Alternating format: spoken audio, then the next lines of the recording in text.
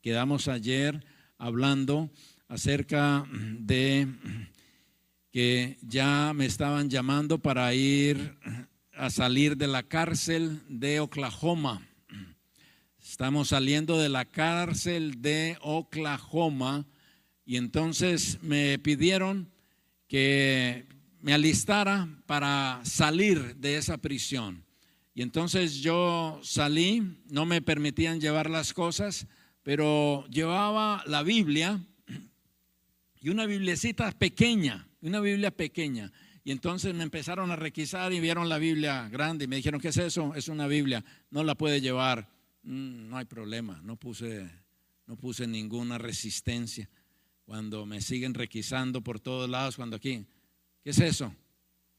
Es una Biblia chiquitita. A ver, y entonces la sacan y me dice, usted no puede llevar esta Biblia. Yo le dije, pero es una Biblia pequeñita, no la puede llevar. Es que esto es lo que a mí me está sosteniendo, esto es lo que a mí me ha ayudado a estar aquí en la cárcel y es lo que ha ayudado para que muchas personas se entreguen al Señor, cambien su vida y que verdaderamente sean transformadas. Usted no puede llevar esa Biblia. Le dije, pero yo necesito esa Biblia. No puede llevar la Biblia. Cuando me hablaban así, ya como que entraba yo en razón y haga de cuenta me la quitaron y sentí como que me arrancaron el otro brazo. E iba yo sin Biblia. Y éramos muchos los que estaban llevando a un autobús. Íbamos esposados. Cada quien iba esposado, todos separados, pero íbamos todos en una línea. E iba yo clamando a Dios porque me habían quitado su palabra, es la que me sostenía, era lo que verdaderamente, literalmente, hermanos, no sé cómo expresarlo de la mejor manera, pero mientras que yo tenía la palabra de Dios y estaba leyendo, yo no tenía ningún problema al estar allá. Yo sabía que el Señor estaba conmigo, sus promesas, y podía compartir con otros, pero sin la palabra de Dios era algo muy complicado para mí. Y entonces ahí iba yo orando al Señor porque nos íbamos a montar al autobús y yo, Señor, en este autobús tú has de tener una persona con quien tú quieres que yo hable. Y entonces ahí me subí al autobús y ya se habían subido unos cuantos. Y yo, Señor, ¿dónde? Entonces me hice para acá, me hice un poquito para acá, para el lado del conductor, para que los otros pasaran. Mientras que yo le decía, Señor, ¿dónde? Y la gente seguía subiendo y subiendo. Y yo, Señor, ¿dónde? Yo miraba y yo no veía nada claro. Yo, Señor, ¿dónde? ¿Con quién me siento? Y se fueron subiendo todos hasta que de repente se subieron todos y solo quedó un asiento disponible. Y yo dije, pues ha de ser allí que el Señor quiere que yo vaya. Y me senté, era el único asiento que ya había. Me senté ahí y era un moreno, un afroamericano que estaba allí, y ya el autobús arrancó carretera para ir a Dallas. Era en la madrugada que estábamos viajando y entonces empecé a hablar con este hombre que estaba ahí al lado. Le empecé a hacer algunas preguntas, empecé a hablar con él y bien pronto me di cuenta que era una persona que hablaba el mismo lenguaje de Canaán. Era una persona convertida. Yo no había tenido esa experiencia de encontrarme con un convertido. Todas las personas con las que yo me he encontrado eran personas que estaban listas para aceptar al Señor como su Salvador y que eran unos bebés y que de cierta manera yo llegué a ser su padre espiritual mientras que estuve allí y tratar de dirigirlos a la palabra y a Dios. Pero aquí me encuentro con una persona que él está gozoso con el Señor. Y entonces empezamos a hablar del Señor y yo le hablaba algo del Señor y él me respondía con otro, así dice Jehová, y yo le contestaba con una, así dice Jehová, y ahí íbamos gozándonos y gozándonos y gozándonos. Y la noche estaba hermosa, había una luna preciosa, estrellas. Hablamos toda la noche del Señor, maravillas del Señor. Y yo creo que si el autobús hubiera de seguir, seguiríamos hablando. Pero llegamos a Dallas. Y entonces al llegar a Dallas, a todos nos distribuyeron como en unas 6 o 7 lugares, o sea, diferentes cárceles ahí en Dallas. Los llevaban en diferentes carros ya más pequeños, pero había una cárcel donde nadie quería llegar. Los presos que hablaban de llegar a Dallas, ninguno quería llegar a esa cárcel, porque era la peor de todas. Entonces distribuyeron a todos los presos. ¿Y a dónde cree que me enviaron? A esa cárcel. Esa cárcel está ahí no sé si hay alguno de aquí que conozca Dallas, en el centro de Dallas, justo en un parquecito donde asesinaron a John F. Kennedy. Ahí en ese lugar. Ahí hay un edificio que parece un castillo. La gente de afuera ni se imagina que eso es una cárcel. Ahí está en la cárcel, los diferentes pisos. Ahí todos los días uno veía los turistas que venían a ver dónde fue que asesinaron a John F. Kennedy. Pero entonces cuando yo llegué allí a esa cárcel, me di cuenta rápidamente por qué nadie quería estar ahí en esa cárcel. Llegaban y eran todos como animales, o sea, metían cantidad de personas allí en un lugar antes de distribuirnos a donde íbamos. Y entonces de repente cuando me llegó el momento me sacaron de ahí y es como que yo saliendo de algo muy feo, muy incómodo, y entonces me llevaron a el piso, creo que era el 5º, 6º o el 7º piso. Y entonces al llegar allí yo iba solo, pero guiado por un guardia, donde ya abrieron una reja y me dijeron que diera 2 pasos, cerrada la reja, el oficial se fue y me estaban observando y hablando desde otro lugar. Y entonces abrieron la reja, aquí me dijeron 2 pasos al frente, cierran acá. Y entonces quedo en un pasillo de muchas celdas, como de 11, 12 celdas, pero a diferencia de la cárcel anterior, era ya de día y las celdas estaban todas abiertas y todos estaban en sus quehaceres diarios. Entonces, unos estaban comiendo, unos estaban jugando, unos estaban, bueno, el caso fue de que yo llegué allí con mi jaboncito, mi papel higiénico, la toallita, lo que le dan a uno, y al ver ese panorama me quedé mirando, me quedé viendo así. Y nomás algunos me miraban y es como cuando llega un chico nuevo al barrio, todos lo miran raro. Y entonces yo me quedé así cuando de repente me quedé sin moverme. O sea, yo apenas llegué, cerraron la puerta y ahí me quedé mirándose. Cuando de repente había un mexicano con una barba grande, de esas barbas mal tenidas, todas como que se van para todos lados así de grandes, y con un pañuelo rojo aquí, y entonces me miraba fijamente y de repente viene y se me viene ahí donde yo estaba quieto, y llegó y se me miró allí y llegó y me dijo, lo primero, la bienvenida que me dijo fue: yo aquí soy el jefe.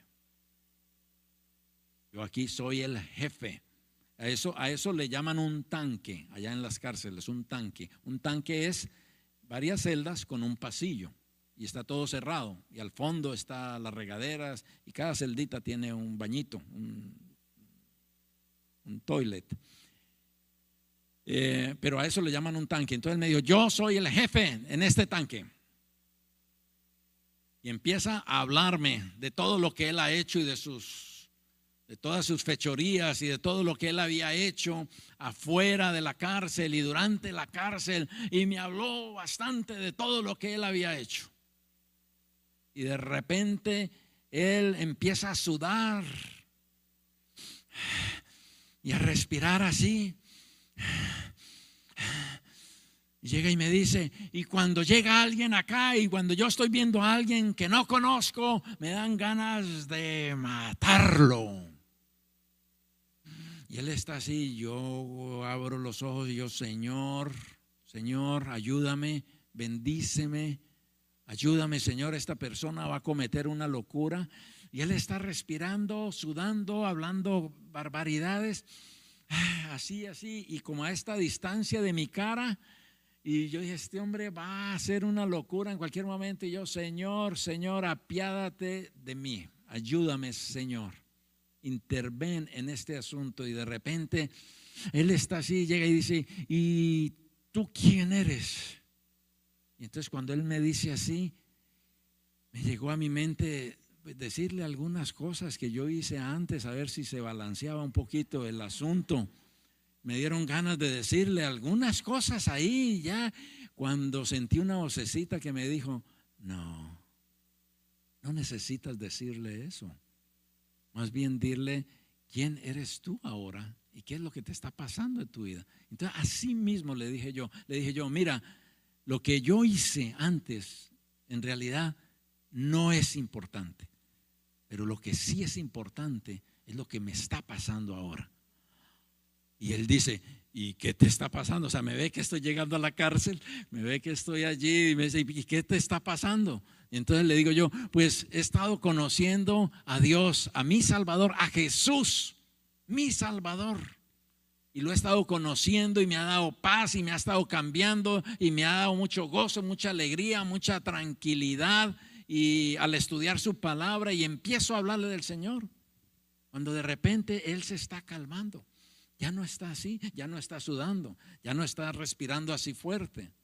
Y entonces llega y me dice, pues yo llevo aquí casi, creo que 3 años. Y dice, y desde que llegué tengo 2 Biblias conmigo, pero no las he leído. Y entonces le digo yo, ¿y por qué no las has leído? Me dice, porque no sé leer. Entonces le dije yo, ¿y te gustaría aprender a leer para poder entender la Biblia? Y me dijo, sí. Y le dije yo, ¿y dónde están las Biblias? Y me dijo, espérate un momentico. Y sale y se va como un niño. Este era un viejo, era mucho más viejo que yo. Y salió como un niño corriendo. Llegó a su celda, salió de su celda y llegó ahí otra vez con sus 2 Biblias. Y llega y me dice, mira, aquí están estas 2 Biblias. Una Biblia era nuevecita y la otra Biblia era viejita, de ya con las páginas amarillas y todo. Entonces le dije yo, mira, ¿qué te parece si para enseñarte a leer, si tú tienes esta nueva para ti y permíteme tener esta viejita, esta que está aquí? Me dijo, sí, claro que sí. Y entonces, cuando él dijo eso, o sea, todavía no había llegado yo a mi celda y ya tenía una Biblia en mis manos. Oiga, el poder de Dios, las maravillas del Señor. Y esa Biblia que ya tenía en mis manos, mañana se las voy a mostrar que la traje. Aquí la tengo, la que él me dio. Y me dio una cubierta después que él hizo de cuero. Mañana se las voy a traer para que ustedes la vean. Pero entonces empecé a orar con él, porque antes de abrir la palabra había que orar. Y entonces él aprendió a orar y le empecé a enseñar a leer. En un mes él estaba leyendo de la palabra de Dios. En un mes él aprendió a orar y la gente empezó a burlarse de él, porque recuerden que era el jefe del tanque, y de repente lo veían ahí en mi celda repitiendo como un niño después de mí: Padre que estás en los cielos. Y el Padre que estás en los cielos, bendito seas, bendito seas. Y así como un niño repetía y repetía y repetía, y ahí estaba hincado. Y empezaron a hacerle burlas. Los demás que estaban allí. Y yo oré para que el Señor le fortaleciera y le ayudara a pasar esa prueba. Y el Señor le bendijo y pudo pasar esa prueba de esa burla que le estaban haciendo. Él empezó a compartir con otros lo que estaba aprendiendo de la palabra de Dios. Él empezó a evangelizar a su mejor amigo, Esteban. Alejandro era con quien yo le estaba dando, era el jefe del tanque, Alejandro, pero él tenía un mejor amigo, Esteban, Y él empezó a evangelizar a Esteban. Y todo lo que él aprendía conmigo iba y se lo compartía a Esteban. Y el Señor hizo maravillas allí con este hombre. Hizo una transformación impresionante. Mañana les voy a contar el resto. Y vamos a orar, ¿verdad? Amantísimo y querido Padre que estás en las alturas de los cielos, bendito y alabado sea tu nombre. Gracias, Padre Santo, por tu amor, por tu misericordia. Padre, estamos aquí un grupo de tus hijos. Algunos quizás están cansados, quizás tuvieron un día arduo de trabajo. Algunos quizás han estado con preocupaciones, estrés. Pero Padre, te damos gracias porque hemos entrado en tu santo sábado. Te damos gracias porque hemos entrado en tu descanso. Te damos gracias porque hemos podido estudiar de tu palabra y de tus testimonios. Padre, te alabamos por la manera maravillosa como tú te manifiestas. Tu obrar a través de tu Santo Espíritu es de tal forma que nosotros muchas veces no entendemos. Pero te alabamos y te agradecemos. Agradecemos por tus misericordias que son infinitas. Gracias por la obra de tu Santo Espíritu. Y gracias, Padre Santo, por la esperanza que nos das en Cristo Jesús. Ayúdanos pues y acompáñanos esta noche. Te lo rogamos y te lo agradecemos todo en la sangre preciosa de Cristo Jesús. Amén y amén. Que el Señor los bendiga, mis queridos hermanos.